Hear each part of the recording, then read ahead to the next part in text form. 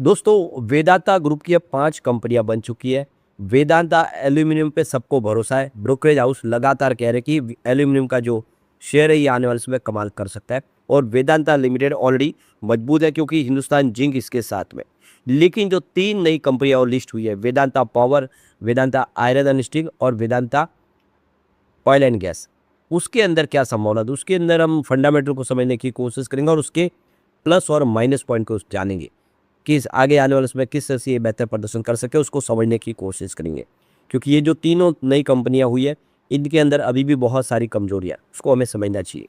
लेकिन फ्रेंड्स उससे पहले अगर आप पहली बार हमारे चैनल पे आए तो चैनल को सब्सक्राइब कर दीजिए, एक बेल आइकॉन दबा दीजिए ताकि जब भी नया वीडियो बने पहला नोटिफिकेशन आपको मिले। वीडियो पसंद आए तो लाइक से जरूर कीजिए। चलो फ्रेंड्स वीडियो स्टार्ट करते हैं। मैं हूँ आपका दोस्त SB दवे और हमारे अपने चैनल ऑनलाइन कमाई में आपका बहुत बहुत स्वागत। सबसे पहले वेदांता पावर की बात करें तो 36.95 पर आज क्लोजिंग थी।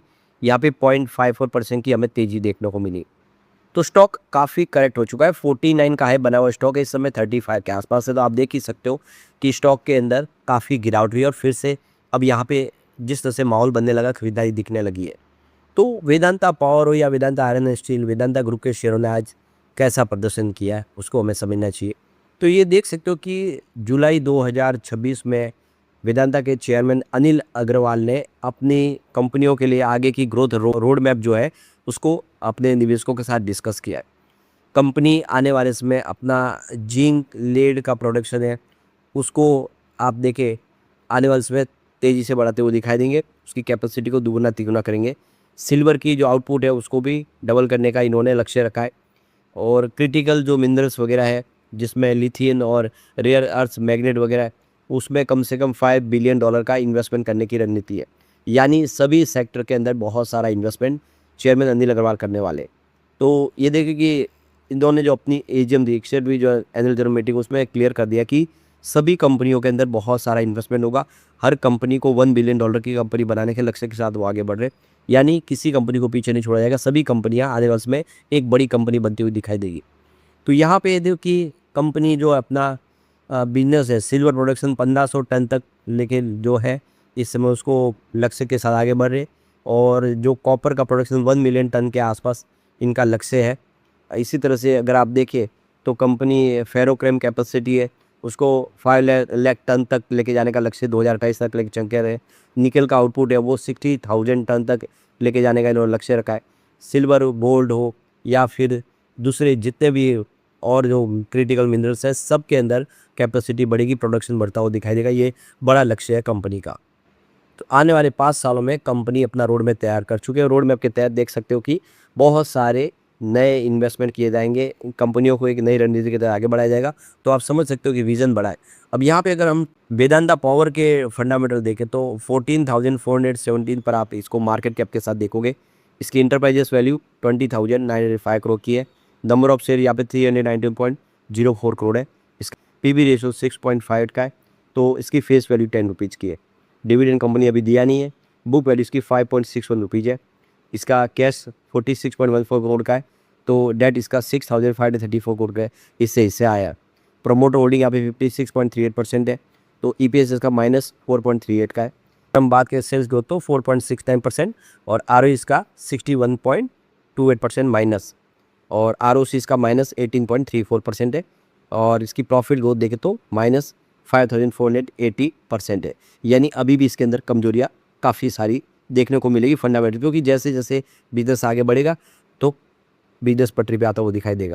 तो एक बार हम इसके स्ट्रेंथ और वीकनेस को देख लेते हैं। तो देखो पहला स्ट्रेंथ है company has been maintaining an effective average operating margin of 20.34% in the last 5 year. Second, company has an efficient cash conversion cycle of 83.56 days. और थर्ड है company has high promoter holding of 56.38%। अब 3 plus point है लेकिन अब limitation ज़्यादा है। तो first कमी इसकी देखें तो company has shown poor profit growth of -381.80% for the past 3 year. Second, company has shown poor revenue growth of -1.84% for the past 3 year. Second है company has poor ROE of -14.09% for the past 3 year. अगला है कि company has poor ROC of 0.77% over the past 3 year. और अगला जो एक और इसमें लिमिटेशन देखें तो company has high date to equity ratio of 3.37। और अंतिम में company has low interest coverage ratio -2.77। तो ये क्लियर समझ सकते हो कि इसमें प्लस पॉइंट से ज़्यादा इसके माइनस पॉइंट है, लिमिटेशन ज़्यादा है, यानी अभी इसमें थोड़ा दबाव की स्थिति यहाँ पे दिखाई दे रहा है इसके फंडामेंटल के हिसाब से। अब Vedanta iron and steel limited की बात है तो 38.72 पर क्लोजिंग थी, 0.92% की, यानी 1% के आसपास की गिरावट देखने को मिली।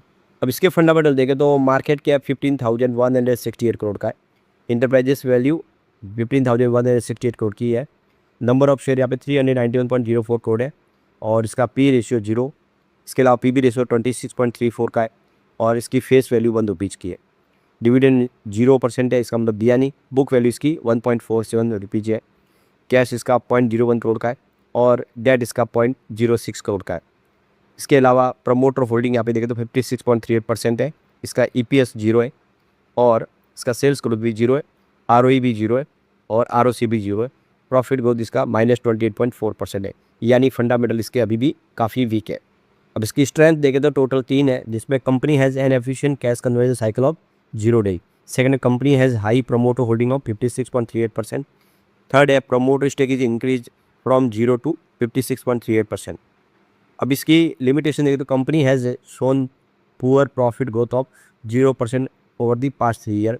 सेकेंड है, company has shown poor revenue growth of 0% for the past 3 year. Third है, company has poor ROE of 0% for the past 3 year. अगला है, company has poor ROC of 0% over the past 3 year. Company has negative cash flow from operation of -0.02। अगला है कि tax rate is 0। और अंतिम में company has low EBITDA margin of 0% over the past 3 year. तो इसमें बहुत सारी आपको कमजोरियां देखने को मिलेगी। इस हिसाब से अगर देखें तो इसका बिजनेस अभी पटरी में आने में समय लगेगा। अब वेदांता ऑयल एंड गैस की बात को 37.90 पर क्लोजिंग थी, यहाँ पे 1.30% की गिरावट देखने को मिली। यहाँ पे देखिए मार्केट कैप इसका 14,804 करोड़ के आसपास है। इसकी इंटरप्राइज वैल्यू भी सेम है।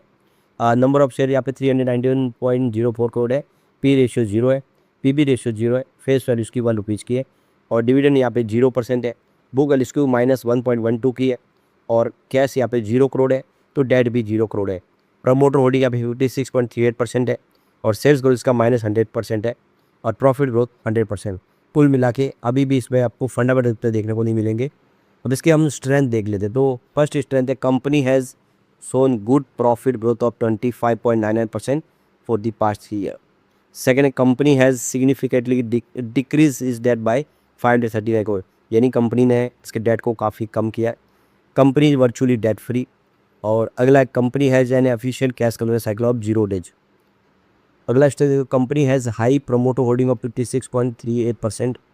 और अगला है, promoter stake is increase from 0% to 56.38%। तो यहाँ पे देखिए जिस स्टॉक के ऑयल एंड गैस के बिजनेस में काफ़ी सारे प्लस पॉइंट देखने को मिलेंगे, स्ट्रेंथ देखने को मिलेगी। वैसे यहाँ पे वीक पॉइंट भी है। तो company has shown poor revenue growth of -100% for the past 3 year. Company has poor ROE of 0% over the past 3 year. Company has poor ROC of -18.13%, 13% over the past 3 year. अगला है, company has negative cash flow from operation -167.65। Tax rate is low at 0। Company has low EBITDA margin of -8.88% over the past 3 year. और अगला है, company has negative book value. तो यहाँ पर जितने plus point है उतने माइनस पॉइंट भी है।